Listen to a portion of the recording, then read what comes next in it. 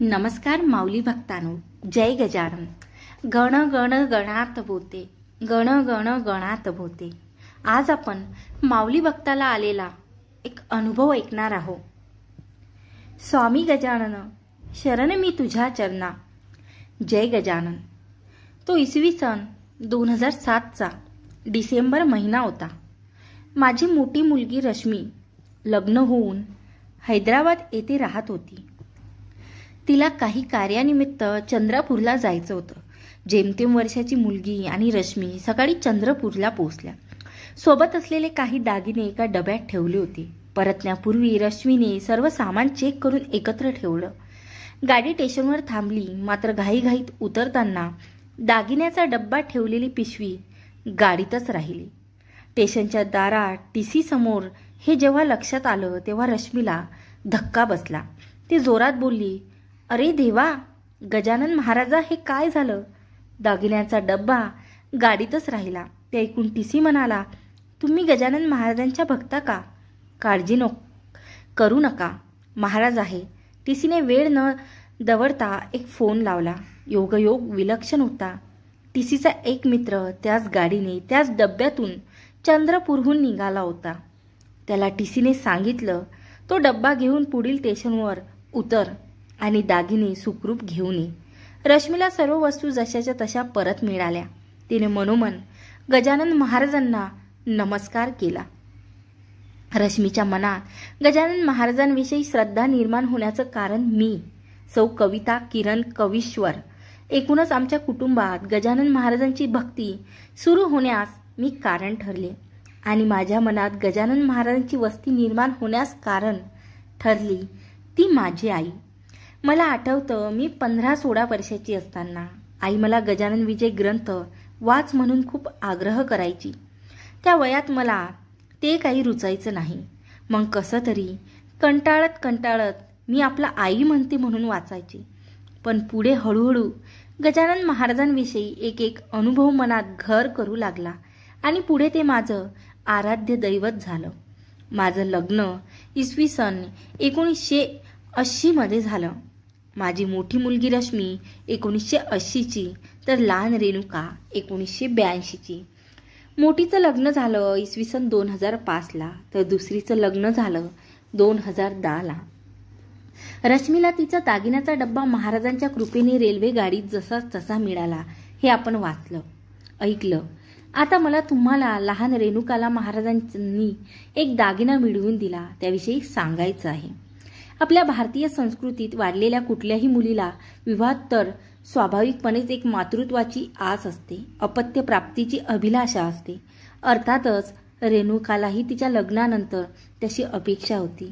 पण लग्नाला 6-7 वर्ष उलटली तरीही तशी काही चिन्ह दिसेना. त्यामुळे रेणुका हताश झाली. प्राथमिक पातळीवर काही उपाय, काही प्रयत्न करूनही जेव्हा काहीच मार्ग दिसेना तेव्हा एकदा रेणुका मना म्हणाली, आई, तू गजानन महाराजांना माझ्यासाठी साकडं घाल. ती एकसारखं माझ्याजवळ रडू लागली. तिला नातेवाईकामध्ये समाजात मिसळण्याचा संकोच वाटू लागला. तू केव्हा पेढा देणार या प्रश्नाचं तिच्या आयुष्यात कडवटपणा भरला. मला आठवतं, मी शेगाव वारीसाठी निघणार होते. गेले 6-7 वर्ष झाली आम्ही दर महिन्याला शेगाव वारी करीत आलो आहोत. आदल्या दिवशी रेणुकाचा फोन नेहमीच यायचा तसा आला होता. ती म्हणाली, आई, खूप उदास वाटतं ग. तू उद्या शेगावला जात आहे ना, तेव्हा बोल ना काहीतरी महाराजांना. तिचं वाक्य मलाही रडवेल करून गेलं. मी खूप काही न बोलता ठीक आहे म्हणून फोन ठेवला. दुसऱ्या दिवशी पारायण सभागृहात गजानन विजयचा 7वा अध्याय वाचताना, तू केलीच याचना आता, मज कारणे पोराची, याचना म्हणणे मागणे भीक, हे तू आज केले देख, तुला होईल बालक. या ओवीवर मी अडकले. समोर महाराजांकडे पाहिलं. त्यांना म्हटलं, महाराज, माझी लेक माझ्याजवळ सतत रडते. त्या लेकीचं दुःख मला पाहावत नाही. तू पण आई आहेस ना, जगाची माऊली आहेस ना, मग या लेकीचं दुःख तुला दिसत नाही का? रेणूला बाळ झालं नाही तर मी तुझ्या पायावर डोकं फोडीन. पुढे म्हटलं, देवा, एक आई म्हणून मी तरी यापेक्षा अधिक काय करू शकते? त्या दिवशी मी पारायण मंडपातच निर्णय घेतला. लग्नाला जवळपास 7 वर्ष होत आली. मी विशेष संकल्पाने रोज 7वा अध्याय वाचीन, महाराजांना 7 तुलसी दल वाहीन आणि मनोमन आपल्यासाठीच याचना करीन. माझा हा क्रम सुरू झाला. पुढे मला आठवतं 7 जून 2016 रोजी सकाळी पारायण हॉल पूर्ण भरलेला असल्याने आम्ही दोघं अगदी शेवटून दुसऱ्या लाईनीत पारायणाला बसलो. याच पारायण पूर्ण झालं. हे बाहेर पडले. माझा 21वा अध्याय सुरू झाला. एक गृहस्थ अचानक माझ्यासमोर उभे राहिले. त्यांनी एक पिशवी माझ्याजवळ ठेवली. मी त्यांना नमस्कार केला. ते निघून गेले. पारायण पूर्ण झालं. मी ती पिशवी उघडली. आत महाराजांची सुंदर मूर्ती होती. मोगऱ्याचा हार, पेढे होते. मी तिथेच आरती केली आणि आनंद अश्रूसह बाहेर आले. ह्यांनी विचारलं, रडायला काय झालं? त्यांना ती सुंदर मूर्ती दाखविली.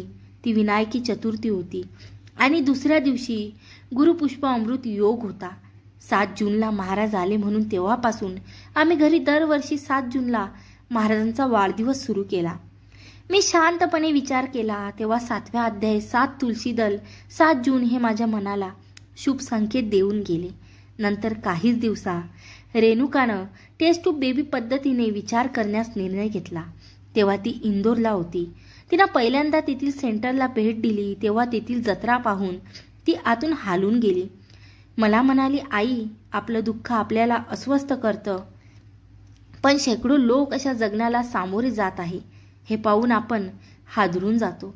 डॉक्टरांनी सांगितलं, प्रयोग करणं तेवढं आपल्या हाती आहे, पण ह्यात सर्व गोष्टी पूर्णत्वाला जाण्याचं प्रमाण केवळ 50% आहे.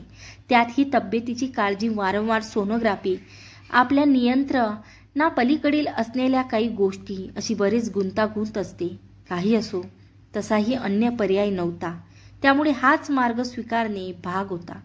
तो स्वीकारण्यात आला. यानंतर 2 महिन्यांनी मला स्वप्नात दिसलं, एका चौरंगावर महाराज बसले आहे. त्यांच्या समक्ष आमच्या गुरुजींनी माझ्या हातात एक चिठ्ठी दिली.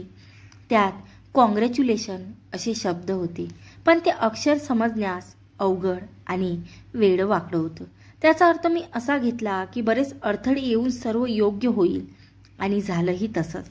वारंवार सोनोग्राफी तर गरजेची होती, पण दर काही दिवसांनी रेणुकाला दवाखान्यात ॲडमिट व्हावं लागायचं. मी प्रत्येक वेळी महाराजांना प्रार्थना करायची, महाराज, तुम्ही सतत रेणुकासोबत असा. दिवस समोर सरकत होते. एक सोनोग्राफी नंतर डॉक्टरांनी सांगितलं, जरा कठीण प्रकरण झालं आहे. हिच्या पोटात जुडा आहे आणि त्यातील एक अत्यंत अशक्त आहे. गुंतागुंत अशी आहे की एक ॲब नॉर्मल होऊ शकतं, ते काढून टाकतो म्हटलं तर फार मोठा धोका आहे. नाही काढलं आणि तब्येत बिघडली तर सर्वच जीवांना धोका आहे. बघूया सध्या, वेट अँड वॉच. हे ऐकून माझ्या पायाखालची जमीन सरकली. मी हादरले. महाराजांच्या चरणावर डोकं ठेवून खूप रडले. म्हटलं, का परीक्षा घेता लेकरांची? देवा, मानवी प्रयत्न हारले म्हणून तुझला प्रार्थिले. अशी स्थिती आहे. तसंही आम्ही माणसं काय करू शकतो, पण तू मात्र काहीही करू शकतो. देवा, रेणुकाला सांभाळा. वेट अँड वॉचमध्ये काही दिवस गेले आणि एक दिवस रेणुकाची तब्येत बिघडली. तिला खूप त्रास झाला. दवाखान्यात ॲडमिट व्हावं लागलं. रक्तस्राव पाहून डॉक्टरही साशंक झाले. महाराजांची प्रार्थना याशिवाय सोबत असलेल्या लोकांजवळ अन्य मार्ग तरी कुठला होता? थोड्या वेळाने रेणुका थकून शांत झोपली.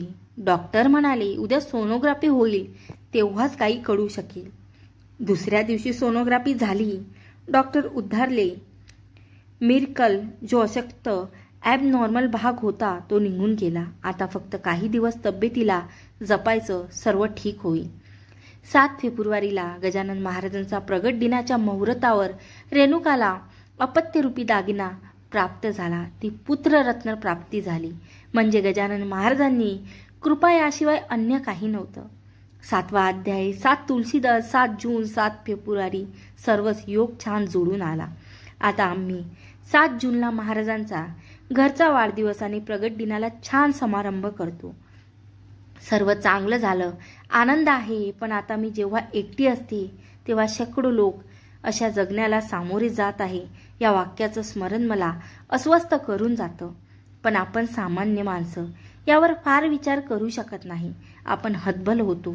आपण फक्त महाराजांना विनवू शकतो, महाराज सर्वांचं भलं करा, या विश्वाचं कल्याण करा. श्री गजानन जय गजानन, श्री गजानन जय गजानन. माऊली भक्तांनो, सौ कविता किरण कवीश्वर, नरेंद्रनगर, नागपूर या भक्ताला आलेला अनुभव आपण आज ऐकला आहे. अनुभव आवडला असेल तर नक्की या व्हिडिओला एक लाईक करा आणि हो, जय गजानन टाईप करा. चॅनलवरती नवीन असाल तर सबस्क्राईब करा. आनंदी रहा आणि दुसऱ्यांना सुद्धा आनंदी ठेवा आणि माऊलींचे नामस्मरण नेहमी करत राहा. जय गजानन, गुरु गजानन, श्री गजानन. गण गण गणात